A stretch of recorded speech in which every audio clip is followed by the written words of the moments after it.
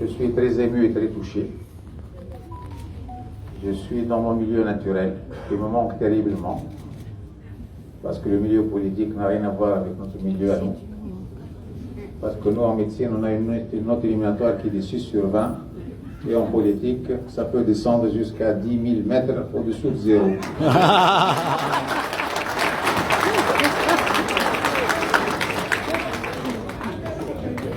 Et à ce rythme-là, je lui dis, on va trouver du gaz et du pétrole partout en Tunisie, sur tout le territoire tunisien. Alors donc, je voudrais, ces instants, on n'aura pas beaucoup de temps peut-être, ça dépend de... Je peux y aller. Vous avez 1 heure, Monsieur le Président. Pour parler 1 heure, ça fait beaucoup. C'est 2 heures, ça fait 2 heures de cours, alors ça fait beaucoup. Alors, quelles sont les circonstances qui m'ont amené à me présenter aux élections présidentielles? Je n'ai jamais imaginé un jour me trouver dans la situation où je me suis retrouvé après le départ du défunt Sipej Sepsi. C'était même convenu que je parte. La dernière fois, on a parlé de mon départ avec le chef du gouvernement, c'était le 20 mars, et avec le président de la République, le défunt Sibeji, c'était le 22 mars. Et il m'a dit en termes intégral, il m'a dit, ça, le crime, comme le mouchoir ma'barna. Le mouchoir, donc c'était 6 mois. شاهد الأقدار على المشوار ما كملناهوش مع بعضنا. Il est parti, الله يرحمه. Et je suis resté donc là où je suis. Alors, donc on a fait, parce qu'en plus c'était une période assez difficile, il y avait la fête de l'armée, il fallait se déplacer un peu partout sur les frontières tuniso-algériennes, là où il y a des soldats, là où les gens fournissent des efforts extraordinaires au niveau des frontières tuniso-libyennes, pour les décorations, pour les promotions, pour les trucs, etc. Et en même temps, donc, il y avait la maladie de Sipej à 2 reprises, etc. Donc, j'étais complètement épuisé.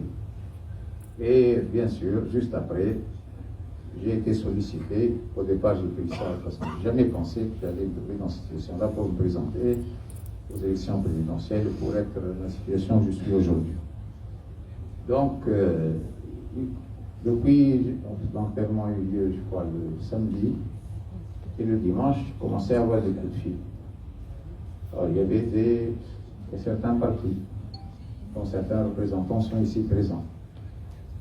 Il y avait également beaucoup d'associations de la société civile. Après, il y a eu beaucoup de personnalités, et je citerai 2 personnalités avec qui j'ai énormément de respect et de considération. Il y en avait plusieurs. C'est Chitfa, là il faut écrire, et Sirmes Chanel. Par conséquent, en plus d'autres tendances, très différentes. Alors, après, il y a eu également des organisations nationales que je ne citerai pas. Par conséquent, donc, qui ont tenu à ce que je le présente. Et en fait, vivant un petit peu la situation du pays de l'intérieur, j'avais beaucoup d'inquiétudes. Beaucoup d'inquiétudes. Et ce n'est pas un secret puisque je l'ai dit. La dernière rencontre que j'ai eue avec le défunt Sipej Sepsi, il avait toutes ses capacités mentales et intellectuelles, il était diminué physiquement, mais il me parlait de tout, de telle ou telle chose, ce que tu as fait, telle ou telle chose, etc. Et ainsi de suite. Donc c'est là, il avait été totalement présent sur le plan intellectuel. Et à la fin, il m'a dit, c'est un crime, moi je suis très inquiet pour la Tunisie. Parce que les gens ne pensent qu'à leur intérêt personnel, et l'intérêt général ne compte plus pour la génération actuelle. Alors que nous, on a passé toute notre vie pour le service public et pour la nation, pour le pays. C'était des mots très touchants. Bon, il y avait des choses personnelles, ça c'est du personnel. Donc, dans cette situation, donc vivant les choses de l'intérieur, j'ai réfléchi et j'ai vu que le bandit, le pays. Les bandits. Il y avait les bandits. Les bandits. J'ai dit aujourd'hui à... Lapsus révélateur. J'ai dit aujourd'hui à Mosaïque que ça n'arrête pas de le dire. Je me suis dit, tu n'as pas tellement de choix parce que toi qui es estimé par ceux qui te connaissent, par tes amis, par tes collègues, ils vont se dire celui-là, au moment où il doit être présent, il a déserté et par conséquent, donc, il est sorti par la petite porte. Voyant les choses d'intérieur, je voyais que le pays a été livré aux bandits, à la mafia Oui. et aux contrebandiers. Oui, ما نخبيوش على Et بعضنا. Et ce qui est très grave, c'est qu'en fait, ces gens-là sont immiscés dans la vie politique Soutenu par et ils ont fait mainmise pratiquement sur tout le pays. Et avec, bien sûr, la connivence de beaucoup de politiciens et pour des intérêts purement personnels et par conséquent donc, qui n'ont rien à voir avec l'intérêt du pays. Donc, je me suis présenté dans ces conditions-là. Bien sûr, l'opération était difficile pour moi parce qu'on n'est pas organisé en parti. Il n'y avait pas de structure régionale, ni locale, ni OMED, ni etc., etc. Et en plus, comme nous on se connaît donc dans le milieu médical, nous avons une déontologie, bien que de temps en temps, je crois qu'on est en train de dérailler un petit peu, mais enfin, c'est pas un problème. La déontologie, donc, voudrait que on ne peut pas se présenter aux élections tout en restant au pouvoir. Et bien sûr, ça m'a valu des foudres, parce qu'en fait, les gens pensaient utiliser les moyens de l'État, les moyens de l'État pour faire leur campagne électorale. Et j'ai dit qu'en ce qui m'observe, moi je démissionne de mes fonctions et pour faire la campagne électorale, donc les élections présidentielles. Alors, donc j'ai présenté ma candidature un vendredi. Non, un mercredi, j'ai déposé officiellement ma demande de démission au président de la République le vendredi. Il m'a appelé lundi et il m'a dit, de toute façon, vous n'êtes pas le seul à être dans cette situation-là, il faut qu'il y ait une règle générale. Tous ceux qui se présentent aux élections présidentielles et législatives doivent être traités sur le même pied d'égalité. Et il a voulu tenir un conseil de ministres pour pouvoir discuter de la situation, et les autres n'ont pas accepté. Il m'a dit, il est de question que vous partiez, surtout à la tête de l'institution qu'on connaît. Et j'ai continué, bien sûr, à suivre l'intérim jusqu'à aujourd'hui, puisqu'hier, je me suis occupé des inondations. Et le lundi dernier, qui était supposé être le premier jour de mes vacances, je me suis occupé de l'action terroriste qui a eu lieu donc, à Hydra.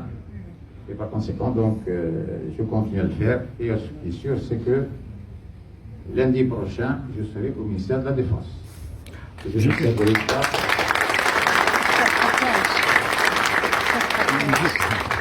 Et je rentrerai, comme d'habitude, entre 8h et 9h du soir.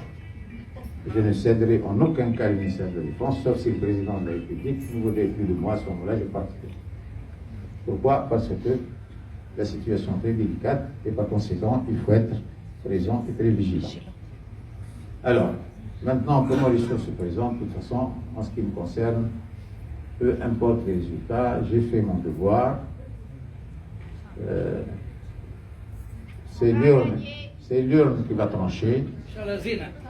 C'est l'urne qui va سبيدي trancher. بريزيدون Mais en tout cas, je ne laisserai pas le pays entre les mains des gens qui voulaient l'exploiter pour faire ce qu'ils ont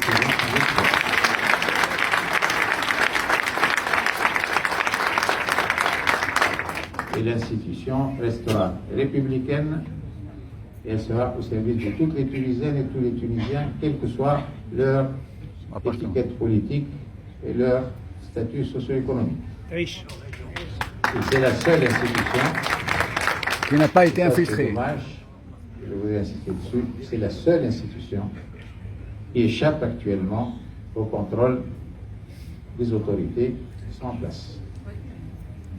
Donc, les élections vont avoir lieu en principe dans des conditions de la transparence qu'on a mise en place en 2011, puisque j'ai appelé le président Dési, et je lui ai dit comment vous allez faire les élections. Il m'a dit c'est rapide, parce qu'il était présent déjà du temps de Kamel Gendoubi, avec dans la commission, et toutes les réunions de préparation, toutes les étapes sont déroulées dans le bureau du ministre de la Défense en présence de Cédric Kourkhil, qui était ministre de l'Intérieur, et si Kamel Gendoubi, et avec 3 ou 4 donc de l'ISI.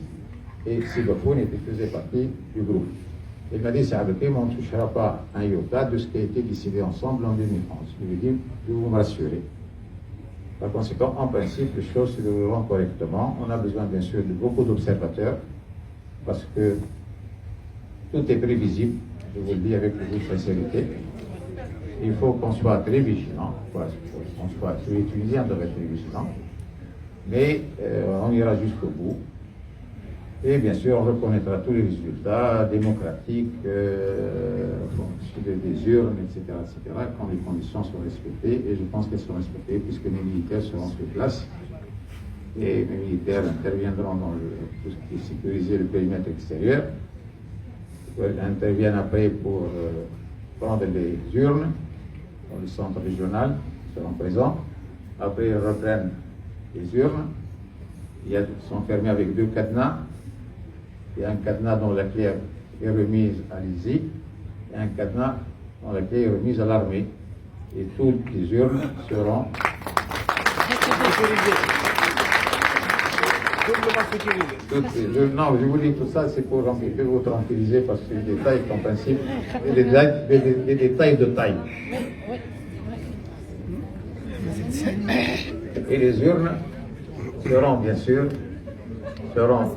sauvegardées et stockées dans un conteneur. Si vous voulez savoir aujourd'hui s'il y a eu la moindre malversation ou le comptage de tel ou tel bureau de n'importe quel pays au monde, eh bien, il suffit de le demander. On demande à l'ISI d'emmener sa clé, nous on donne la clé et on ouvre et on fait une compte. Donc, je parle des élections 2011. Toutes les urnes, tous les bulletins de vote sont stockés par urne et par région et par numéro, etc. Donc, on fera en principe les choses dans les règles de l'art, mais enfin, il y a des étapes qui peuvent nous échapper, je n'ai pas besoin de vous le dire, concernant un petit peu les moyens qui sont utilisés pour faire venir les électeurs, etc., pour donner de l'argent, etc. Nous, on n'est pas habitués à ce genre de choses, et ça fait partie des règles du jeu. En tout cas, on fera de notre mieux pour que les élections soient le plus démocratiques que possible. C'est le premier test. Alors, bien sûr, actuellement, il y a une opinion internationale qui est très retournée contre la Tunisie. Très retournée contre la Tunisie, puisqu'il y a un président d'un pays ami qui m'a appelé et qui voulait savoir mon point de vue. Je dis mon point de vue, c'est très clair. On ne peut pas faire des choses sur mesure, à 3 semaines des intervalles, pour mettre les gens en prison. Et on ne convoque pas les juges en congé judiciaire pour pouvoir siéger dans une cour de cassation qui, habituellement, la cassation, ou elle accepte ou elle refuse. Mais elle ne peut pas décider une sanction plus importante pour le mettre en prison. Par conséquent, ceci dit, Raoussi Nabil Bukhari, je l'ai vu une seule fois dans ma vie. Je l'ai vu une fois, c'était le jour de l'enterrement de Sylvain Gédérahmou, et il m'a tendu chaleureusement la main, je lui ai tendu chaleureusement la main, c'est la seule occasion où on s'était vu. Par conséquent, merci pour des choses de principe. Donc, il y a une inquiétude. Pourquoi je parle de cette inquiétude? Parce qu'en fin de compte, nous sommes encore très dépendants de l'extérieur. Nous passons par des moments difficiles sur le plan socio-économique. On a besoin de nos partenaires traditionnels pour pouvoir continuer à nous aider pour la transition démocratique. Alors, donc, quel est le programme? Pourquoi on sera là-bas? Eh bien, il y a beaucoup de choses à faire. La première chose à faire, c'est revoir la Constitution. Oui. La Constitution. Et surtout, le volet exécutif. Alors, mes amis juristes qui m'entourent et qui sont très nombreux, très compétents, ils m'ont dit, vous pouvez compter sur nous. Au bout de 2 semaines, on vous donnera 2 versions. La version régime parlementaire et la version régime présidentiel. On ne change rien, sauf la répartition des tâches au niveau, parce que notre système, c'est un système hybride, pour ne pas utiliser l'autre terme qui est un peu péjoratif. Il n'existe nulle part dans aucun pays démocratique. Et ça a été fait exprès. C'est un système qui a été de gouvernance, qui a été fait sur mesure. Pourquoi? Parce qu'on a donné l'essentiel de l'exécutif au chef du gouvernement, issu de la majorité donc élue, et par conséquent pour pouvoir diriger le pays. Et on a donné des brides, des miettes pour avoir un tartour d'autre côté. Par conséquent, donc, c'est un système qui n'existe nulle part. Et par conséquent, donc, on va présenter les deux versions parlementaires. Alors, quel est l'inconvénient du système que nous vivons? C'est un petit peu la débandade que nous sommes en train de vivre en Tunisie. Parce qu'en fait, nous avons un système où il y a trois têtes.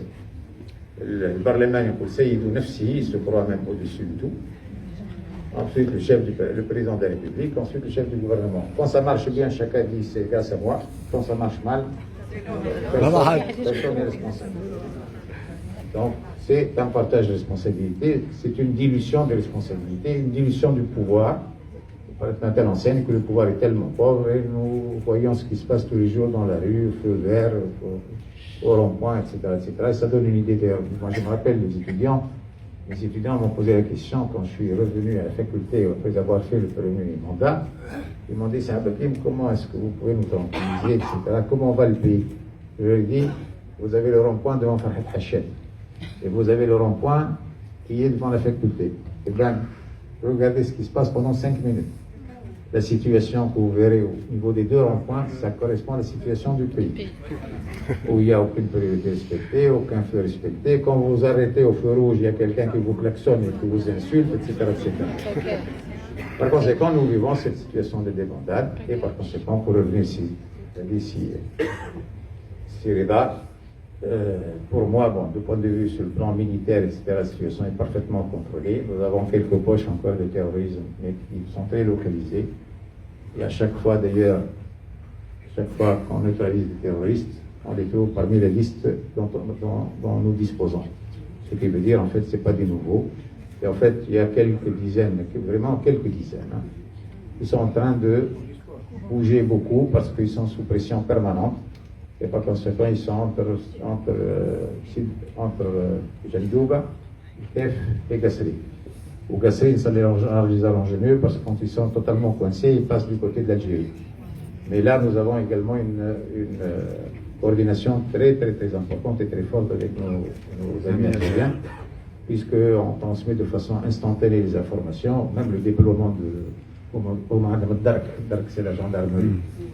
Et il y a donc une coordination au niveau même du déploiement des forces, etc., etc. Et ça se passe très, très bien. Donc, il y a quelques poches. Alors, bien sûr, il y a également les cellules dormantes.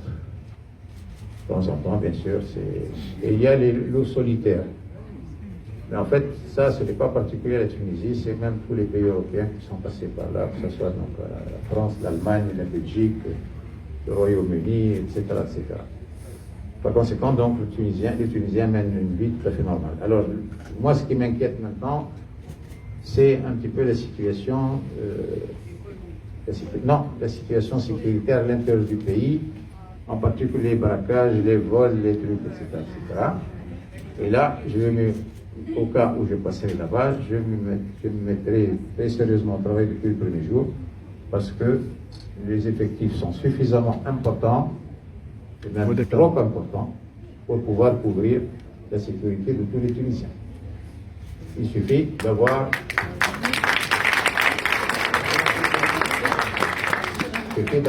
une bonne organisation et d'avoir une stratégie.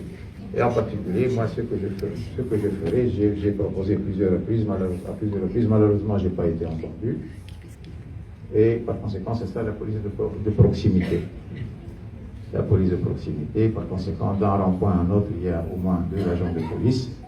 Suite au moment où on va à Orly ou à Charles de Gaulle, où il y a 2 agents de police qui font le va-et-vient, et par conséquent, pour sécuriser, même psychologiquement, tous les passagers, tout le monde. Et on fera la même chose d'ailleurs en Tunisie. Alors, donc, la Constitution, je vous ai dit, elle est hybride, et on va faire la proposition de la changer. Alors, bien sûr, il y aurait un parti qui ne sera pas d'accord. On verra son poids électoral et sa présence au niveau du nouveau Parlement.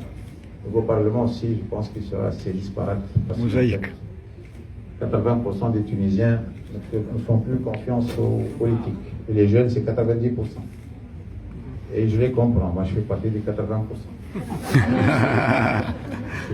90%. Par conséquent, donc, pourquoi je vous dis ça? Parce qu'il va y avoir beaucoup de listes indépendantes et beaucoup d'antisystèmes. Beaucoup d'antisystèmes.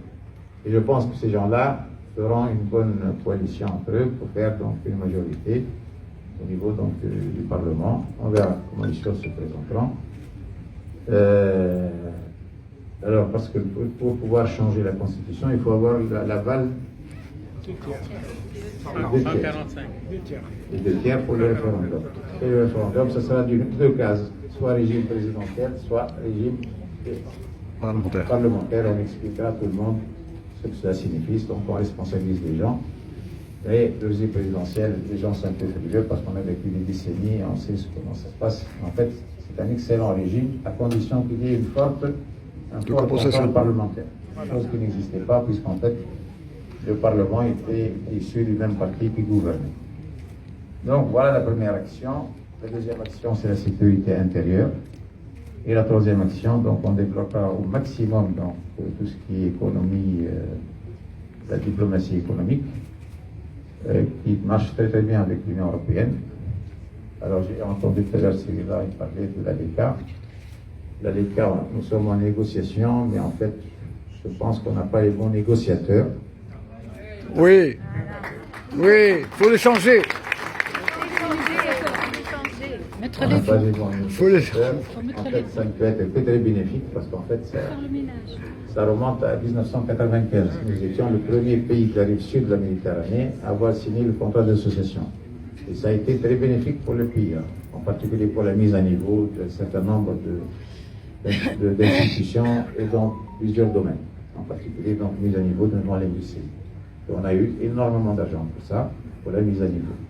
Alors actuellement, on veut passer un cran au-dessus, libre-échange. Bien sûr, il y a des avantages certains. Il n'y aura plus de quotas ni pour l'huile, ni pour les oranges, ni pour les tomates, ni pour quoi que ce soit. Mais l'inconvénient, c'est qu'il faut être compétitif. Alors nous ne sommes pas compétitifs dans 2 domaines. Il y a l'agriculture, parce qu'ils ont des aides, etc. De l'autre côté, en plus, c'est l'agriculture à grande échelle, c'est pas comme chez nous, des petites parcelles, etc. Et la deuxième chose, c'est les services aussi. Alors, les Européens, alors, le rapport de force est très inégal, bien sûr. La Tunisie actuelle ne fait pas le poids devant l'Union européenne. Et eux, ils sont très conscients. Ils sont même prêts à faire des concessions vu les difficultés socio-économiques que traverse le pays. Et ils veulent nous aider parce qu'en fait, pour eux, ils l'ont dit en termes, c'est la seule bougie qui continue à illuminer toute la région. Voilà le terme qui a été la phrase qu'on a dite. Alors, je pense qu'ils vont nous aider pour pouvoir un petit peu faire des concessions et pour pouvoir arriver. En tout cas, on ne signera jamais si nos intérêts ne sont pas garantis. Parce qu'en fait, même l'accord que nous avons actuellement, il n'est pas mauvais du tout. Mais nous sommes limités par les quotas. Et là, je prends par exemple l'huile d'olive. Le jour où on n'aura plus de quotas et on signera l'ALECA, on n'aura plus une seule goutte d'huile qui restera en Tunisie. De trop. Parce qu'en fait, on va pouvoir tout exporter. Donc, voilà un petit peu. Alors, bien sûr, nous allons aussi, moi je suis un petit peu africain aussi, parce que j'ai visité beaucoup de pays africains dans le cadre un petit peu de mes anciennes activités, que ce soit avec l'AIEA ou avec l'OMS. Et par conséquent, il y a un potentiel énorme au niveau de l'Afrique. Malheureusement, nous n'avons que 10 représentations diplomatiques au niveau d'ambassade, pour plus de 50 pays. 53, je crois, 54. Par conséquent, c'est très insuffisant et il va y avoir la mise en place en 2 ans de 20 ambassades supplémentaires. Alors, pour la diplomatie économique, nous sommes très en retard.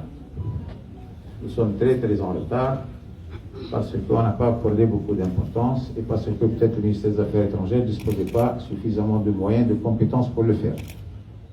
Parce qu'il faut que ce soit des gens chevronnés pour pouvoir faire donc la diplomatie économique. Il faut également les former correctement, après avoir fait un cycle très poussé universitaire et ainsi de suite.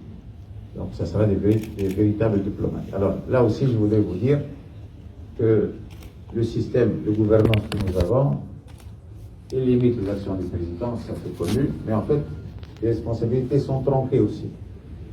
Et c'est là où c'est très malin. Qu'est-ce qu'on a fait? Le président de la République est responsable de la sécurité nationale, mais il n'a sous son contrôle que l'armée. Le ministère de l'Intérieur est sous le contrôle du chef du gouvernement. Non, ça ne marche pas. Pour la diplomatie, affaires étrangères, c'est le président de la République. Mais la diplomatie économique, c'est le ministère de la coopération Non, internationale c'est de l'investissement extérieur qui dépend donc du gouvernement. Alors quand les deux ministres s'entendent, ça marche bien. Quand ils ne s'entendent pas, ben c'est catastrophique. Et là, quand on dit l'investissement du jour d'ailleurs, le chef du gouvernement dit c'est un peu les investissements sont en train de chuter, je lui dis c'est l'inverse qui m'étonnerait. Pour les gens très simples, c'est que les choses ne se passent pas correctement entre les deux ministères. C'est pour ça qu'on va demander à ce que le ministre de la coopération internationale et de l'investissement extérieur soit un ministre auprès du ministre des Affaires étrangères. Bravo. On va essayer également de mettre l'observatoire des résidents tunisiens à l'étranger, parce que c'est fondamental, c'est à peu près 13%, ils contribuent de façon très importante dans le développement du pays, l'économie du pays, et également les compétences. On l'a mis en place depuis l'époque, on était ensemble, donc, que ce soit au niveau de la santé ou de la recherche scientifique, puisque nous avons maintenant des enseignants visiteurs tunisiens et des enseignants visiteurs pour évaluer les activités de recherche, les projets de recherche. Et l'avantage certain, c'est qu'ils nous ont ouvert toutes les portes en France et ailleurs pour accepter donc, et pour continuer à encadrer nos doctorants dans des domaines très pointus. Par conséquent, donc, il y a de très grandes compétences dans le domaine économique, etc., etc. Et on fera appel à eux chaque fois qu'on aura besoin d'eux. Et en plus, ils ne demandent qu'une seule chose, c'est vraiment contribuer à faire quelque chose dans le pays. Ils ne demandent jamais rien, les pauvres. Soi-disant, belle solution, c'est des gauchisants. Un jour, je me rappelle, il y a un ministre, parce qu'en fait, on l'a créé à la CITEF en 1999, avec Rani Siham Bondé à l'époque quand on était président de l'université. La CITEF, c'est l'association des chercheurs et des enseignants tunisiens en France. Et ils se réunissaient chaque année le dernier week-end du mois de juillet. Donc, l'utile et agréable en famille, etc. Ils se réunissaient, etc. Et un jour, il y avait un ministre qu'on avait convié pour l'ouverture de leur colloque. Il a dit il faut aller appeler, il faut demander à Abdelkrim Zbighi pour s'occuper de ces gauchisants. Eh bien, je suis venu, j'ai dit j'étais très heureux d'être avec ces gauchisants-là. Je préfère ces gauchisants-là plutôt que les autres. Donc c'est pour vous dire que la diplomatie économique, elle est très, très importante. Elle demande des moyens. Et en fait, il y a deux concurrents. Le premier concurrent qui a pris une place fondamentale. Maroc et Turquie. Non, c'est la Turquie. Turquie. Et après le Maroc. Alors, il y a trois conditions pour réussir ça. La première condition, c'est d'avoir une ambassade bien étoffée avec des comptes. Tayara. Deux, il faut avoir des vols réguliers. Et également peut-être des lignes maritimes pour le transport des marchandises. Et trois, c'est très important, la banque d'investissement. Une ou plusieurs banques. Maintenant, les Turcs, ils ont plusieurs banques d'investissement. Donc, ils commencent Turkish Airlines. Non, l'ambassade Turkish Airlines sont plus banques de développement. Ils ont commencé par l'Afrique de l'Est. Alors, ceux qui ont suivi, c'est le Maroc. Le Maroc, il a fait la même chose. Donc, l'ambassade, Royal Air Maroc, et le banque d'investissement, d'ailleurs, dédié spécialement pour l'investissement. Alors, nous, il faut qu'on fasse la même chose. Il faut qu'on multiplie le nombre d'ambassades. Il faut qu'on ait les bonnes personnes nécessaires pour faire ce genre de choses. Je ne sais pas si l'UNICEF va être capable de faire ce genre de choses, mais en tout cas, on fera appel à autre chose. Voilà à peu près ce qui est convenu. Il y a beaucoup d'autres choses pour les jeunes, etc. Mais je vous le dis, je vais peut-être vous surprendre, mais enfin, je vous le dis. Moi, je suis scandalisé. Je parle des jeunes qui ne portent pas les armes. C'est-à-dire, excepté. Pourquoi? C'est concernant le schisme zapi. Comme vous le savez, ça n'arrive pas qu'aux autres. Et on peut avoir un enfant de 17 ans, de 16 ans, qui, par type de curiosité, consomme un joint et qui est appréhendé par la police, urine test positif, par conséquent, sanction, 1 an de prison et délinquant. Vaspa. Et par conséquent, on détruit l'avenir de ces gamins pour la vie. Et deux, quand ils sortent au bout d'une année, parce qu'ils sont mélangés avec les détenus de droit commun, et par conséquent, ça n'a plus rien à voir avec ceux qu'on connaissait. Donc, j'ai pris la décision de ne plus mettre en prison tous ceux qui consomment pour la première fois. Et par conséquent, ça va transformer en travaux D'utilité publique. travaux publics. Alors, deuxième chose, tous ceux qui sont en prison pour une consommation sont libérés. Donc, il y aurait, on appelle ça AFU, une grâce présidentielle. Et 3, parce qu'en fait, ils ont un bulletin numéro 3 et ils s'agit pendant toute leur vie à cause de ce joint-là. On va effacer toutes les traces qui reviennent à la première consommation.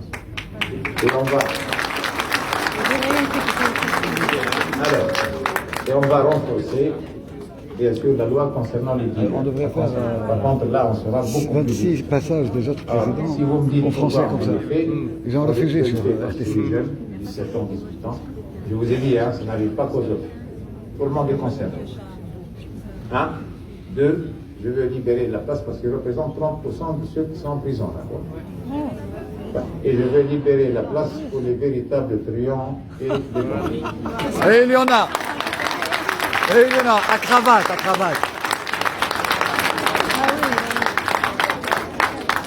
Avec une cravate. Donc, alors, il y a beaucoup de mesures comme ça. De toute façon, vous les connaîtrez au fur et à mesure.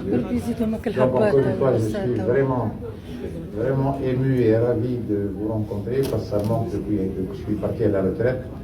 Et moi, j'ai un principe qui est très simple, c'est que la retraite est faite pour que les gens partent et pour que les jeunes continuent à travailler et à voler de leurs propres ailes. C'est pour ça que je ne vais dans les structures quand il y a un événement, une naissance ou un départ de la retraite ou quelque chose comme ça, et je ne mêle plus jamais de rien. À chaque fois, ils me demandent de venir au congrès, je dis non. Maintenant, vous vous débrouillez tout seul parce que ma présence va vous freiner, va vous inhiber, donc il vaut mieux que je ne vienne pas. Et la retraite, elle est faite pour ça. Et il se trouve que la retraite n'est pas faite pour tout le monde. Et de toute façon, comme dirait l'autre, de toute façon, moi je fais ça avec abnégation et beaucoup de dévouement. Parce que bon, vous le savez, je n'ai pas besoin de vous le dire. Parce que moi je voudrais que l'ascenseur social revienne et refonctionne.